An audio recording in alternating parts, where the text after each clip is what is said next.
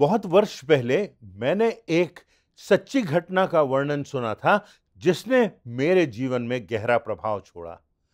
यह घटना थी जिसे कहानी भी कहा गया है, एक बालक की जो तीसरी कक्षा में पढ़ता था।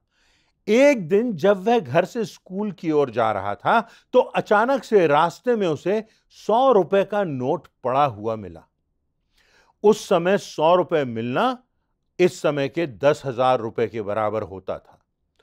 वह नोट जब उसे मिला तो उस बच्चे की कुछ आदत सी पड़ गई कि वह जहां कहीं भी जाता था तो उसकी नजरें जमीन पर ही लगी रहती थी।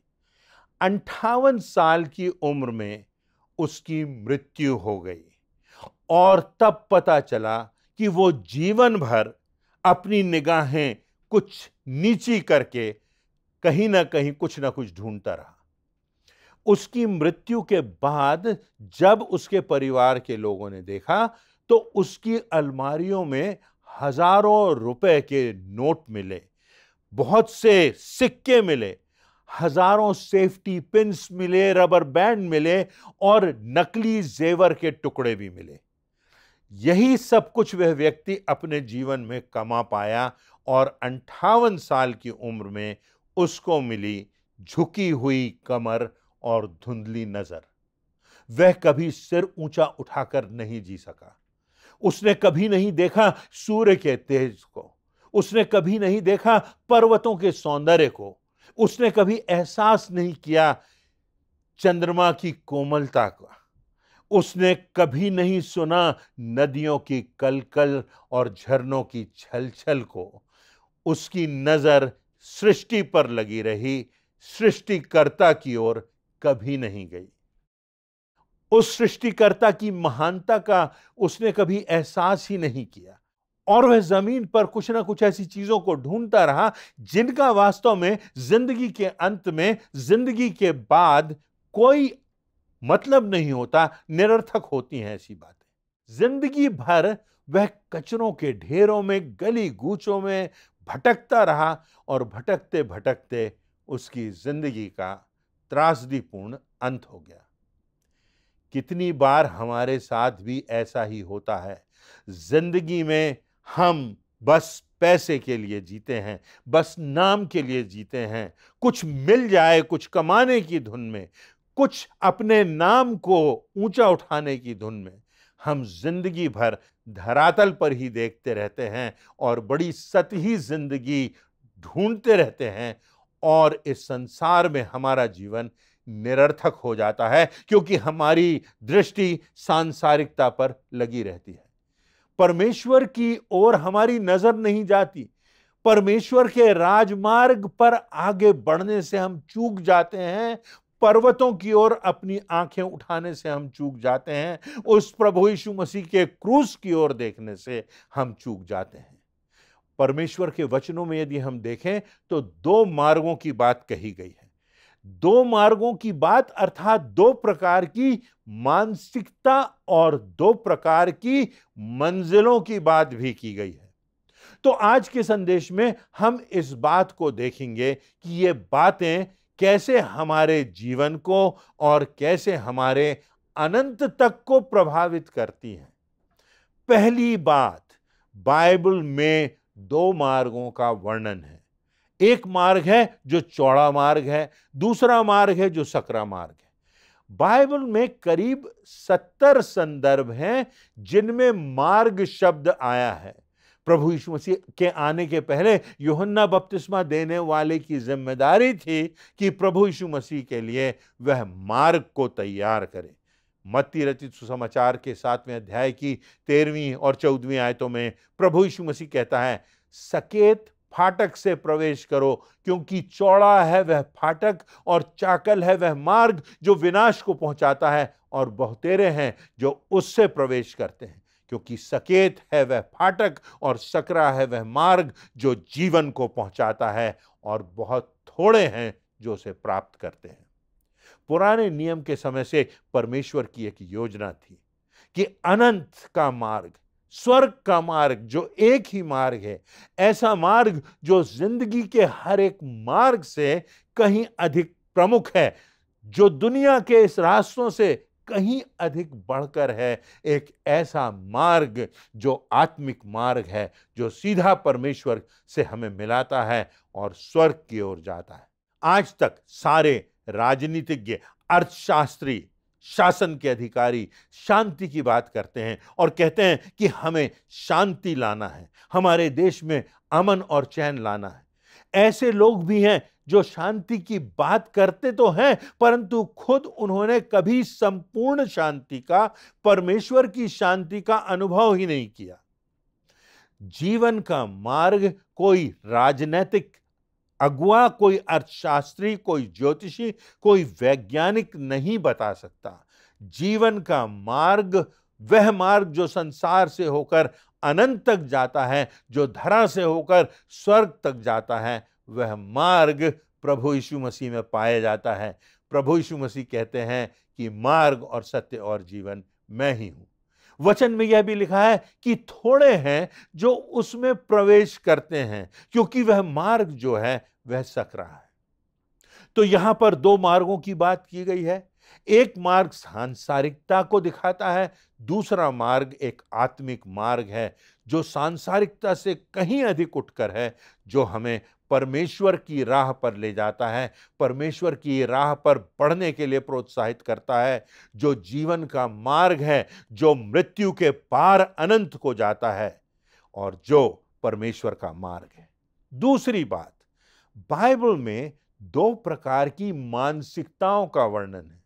जिस प्रकार से हम सोचते हैं, जिस प्रकार हमारे जीवन में प्राथमिकताएं होती हैं, जिस प्रकार हमारा, जिसको वर्ल्ड व्यू कहा जाता है, जो हमारी मानसिकता है, जो हमारे लिए प्रमुख होता है, जो हमारे लिए प्राथमिकताएं निर्धारित करता है, हमारी मानसिकता होती है।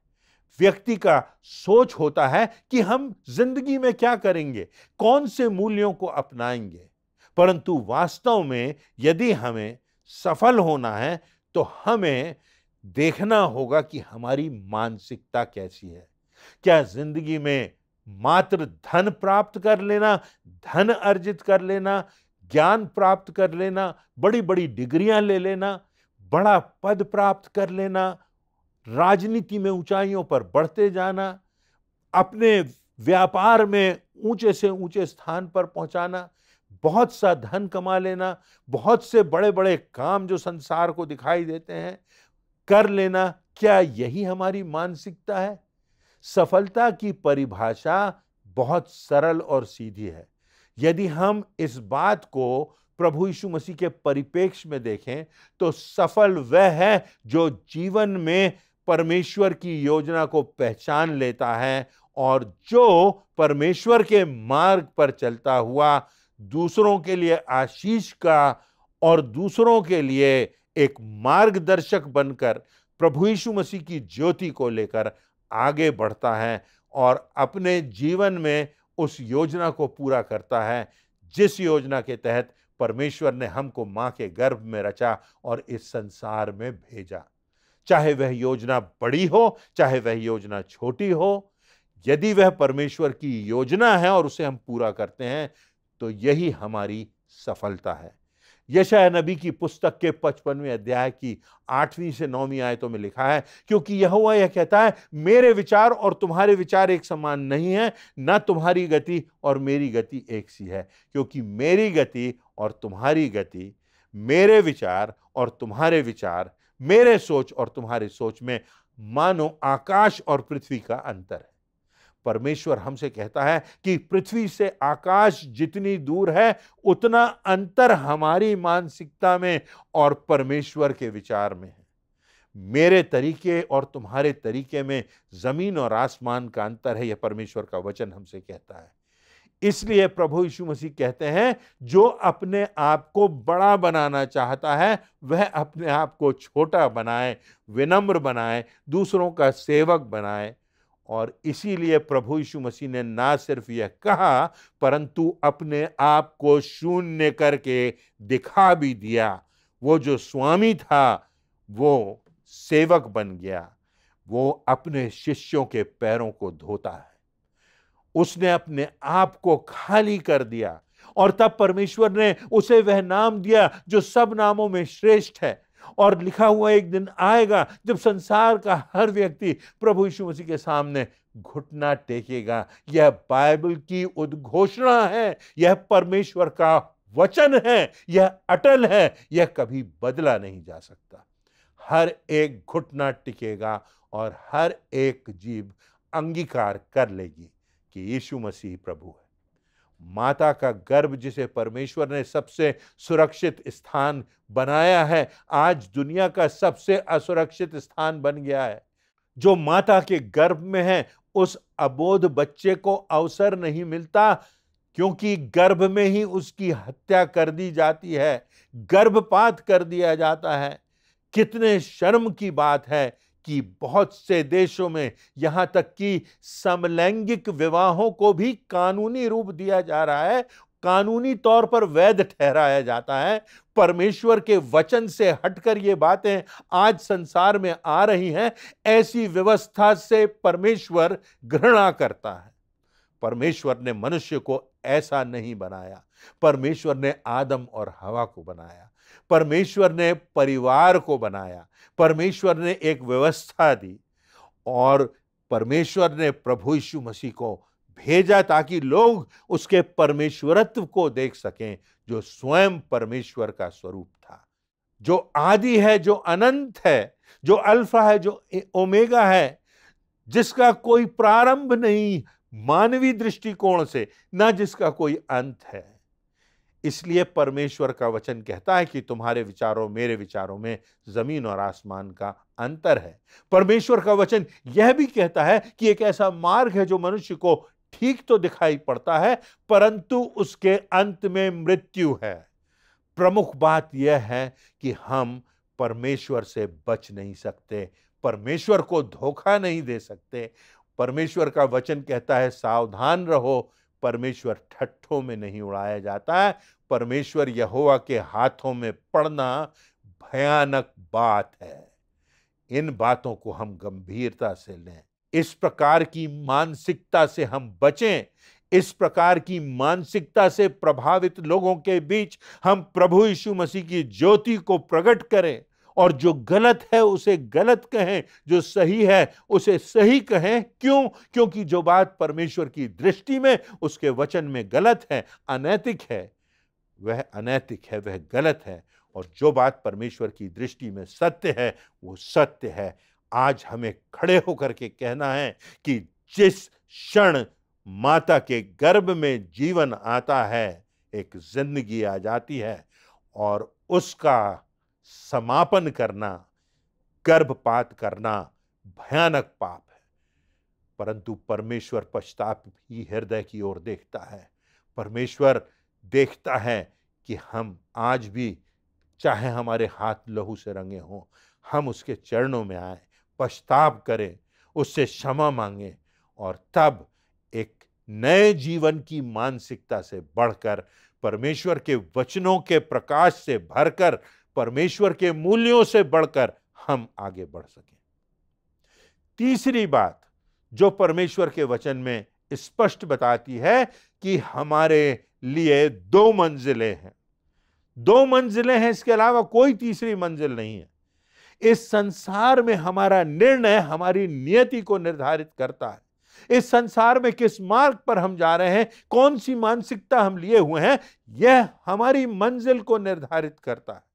मत्ती रचित सुसमाचार के 8वें अध्याय की 12वीं आयत में प्रभु यीशु मसीह कहते हैं, परंतु राज्य के संतान बाहर अंधेरे में डाल दिए जाएंगे, जहां समापन है, जहां रोना है, जहां दांत पीसना है। तो हमारे सामने दो मंजिलें हैं, या स्वर्ग की मंजिल या नरक की मंजिल। नरक की आग को हम बुझा नहीं सकते और स्वर्ग के उजाले को हम मिटा नहीं सकते। वचन में लिखा हुआ है कि ये बातें जो हैं ये युगान युग के लिए हैं। जो मेरा रास्ता है, जो मेरा वचन है, जिस मानसिकता के लिए प्रभु यीशु मसीह संसार में आया कि परमेश्वर के परमेश्वरत्व को दिखा सके, जिस बात के लिए परमेश्वर ने अपने पुत्र को भेज दिया कि वो परमेश्वरत्व को जी करके दिखा सके, और उसके बलिदान के द्वारा मानव जाति के पाप क्षमा हो सके, उद्धार प्राप्त हो सके, स्वर्ग के मार्ग पर हमारे लिए द्वार खुल गया है। आज क्या हम इस बात को देख सकते हैं? हमारी मानसिकता क्या है, हमारा सोच क्या है, हमारे पैर किस मार्ग पर आगे बढ़ रहे हैं? मत्ती रचित सुसमाचार के 13वें अध्याय की 42वीं आयत में लिखा हुआ है, और उन्हें आग के कुंड में डाल दिया जाएगा जहां रोना और दांत पीसना है। यह बहुत गंभीर चेतावनी भरी आयत है, जिस पर हम अक्सर ध्यान नहीं देते, जिसकी हम चर्चा नहीं सुनते, क्योंकि हमें तकलीफ होती है। परंतु आज वचन की सत्यता के आधार पर मैं स्वयं को और आपको चुनौती देता हूं कि अगर आप इन बातों को समझ लेंगे तो परमेश्वर के आदेश को, परमेश्वर की व्यवस्था को, परमेश्वर के परमेश्वरत्व की मानसिकता से हम भर जाएंगे, उसके मार्ग पर हम आगे बढ़ जाएंगे और कभी ना मिटने वाले अनंत जीवन में हम प्रवेश करेंगे और उन बातों को पाएंगे जो मानव के सोच समझ से बाहर है। परमेश्वर ने वो स्थान, वो संसार हमारे लिए अपने हाथों से तैयार किया है, जिसकी हम कल्पना भी नहीं कर सकते, जहां संपूर्ण आनंद होगा, जहां संपूर्ण परिपूर्णता का एहसास हमको होगा, जहां परिपूर्णता का जीवन हमको मिलेगा, हमारे बिछड़े हुए प्रिय मिलेंगे और तब परमेश्वर से हम साक्षात संगति कर सकेंगे। हमारी वो जिंदगी होगी, वो स्वर्गीय जिंदगी, जिसकी कल्पना करने का प्रारंभ भी हम नहीं कर सकते, पर वचनों में इस बात का जिक्र किया गया है। पहला कुरिन्थियों की पुस्तक उसके 2 अध्याय की 9वीं आयत में लिखा है कि जो बातें आंखों ने नहीं देखी और कान ने नहीं सुनी और जो बातें मनुष्य के चित्त में नहीं चढ़ी, वही है जो परमेश्वर ने अपने से प्रेम करने वालों के लिए तैयार की हैं। ये वे बातें हैं जो परमेश्वर के राजमार्ग पर चलने वालों के लिए परमेश्वर ने तैयार की है। प्रकाशित वाक्य की पुस्तक के 21वें अध्याय की 3री और 4थी आयत में लिखा है, फिर मैंने सिंहासन से किसी को ऊंचे शब्द से कहते हुए सुना कि देख, परमेश्वर का डेरा मनुष्यों के बीच में है, वह उनके साथ डेरा करेगा और वे उसके लोग होंगे और परमेश्वर आप उनके साथ रहेगा और वह उनका परमेश्वर होगा। वह उनकी आंखों से सब आंसू पोंछ डालेगा और उसके बाद मृत्यु ना रहेगी, ना शोक, ना विलाप, ना पीड़ा रहेगी। पहली बातें जाती रही। यह स्वर्ग का एक हल्का सा वर्णन है। तो 2 रास्ते हैं, 2 मानसिकताएं हैं और 2 मंजिलें हैं, सीधी, सच्ची और सरल सी बातें हैं। इन बातों को यदि हम सुनते हैं, इन बातों को गंभीरता से स्वीकार करते हैं, हम परमेश्वर के मार्ग पर बढ़ सकेंगे और न जाने कितनों को अपने साथ उस महान परमेश्वर की योजना के अनुसार उस स्वर्ग के दर्शन की ओर ले चलेंगे, जहां मृत्यु से पार होकर हमको एक वृहद संसार मिलेगा, एक नया जीवन मिलेगा, एक अनंत जीवन मिलेगा, जो परमेश्वर ने मेरे और आपके लिए, दुनिया के हर व्यक्ति के लिए तैयार किया है, जिसके लिए प्रभु यीशु मसीह ने अपना बलिदान कर दिया कि हमारे सारे पाप धुल सकें और परमेश्वर की धार्मिकता हमारे जीवनों को आवरण से कवच के समान ढक ले और हमको प्रभु यीशु मसीह की धार्मिकता के प्रकाश से भर दे। तो हम किस मार्ग पर चल रहे हैं? हमारा क्या सोच है और हमारे जीवन की दिशा क्या है? आज अवसर है, आज सोचने का समय है, पर एक दिन आने वाला है जब द्वार बंद हो जाएगा, जब न्याय का दिन होगा। उस दिन के लिए क्या मैं और आप तैयार हैं? यही प्रश्न हमारे सामने है, एक प्रेरणा से भरा भी और एक चुनौती से भरा भी। क्या आप गंभीरता से इन बातों पर चिंतन करेंगे और जीवन में सही निर्णय लेके सही मानसिकता के साथ सही रास्ते पर चल सकेंगे? आपका जीवन धन्य होगा, ना सिर्फ संसार की दृष्टि में परंतु परमेश्वर की दृष्टि में। परमेश्वर इन वचनों से आपको आशीष दे।